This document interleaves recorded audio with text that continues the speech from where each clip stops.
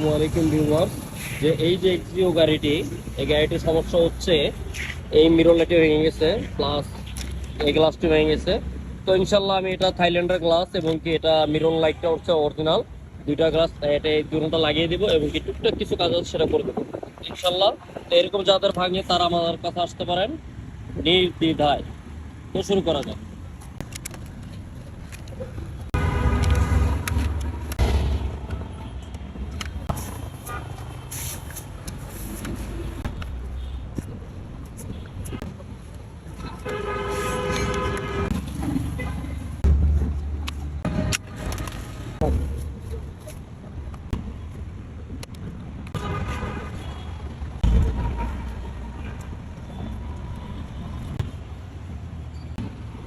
ঠিক আছে sir, Thank you very much for your good service.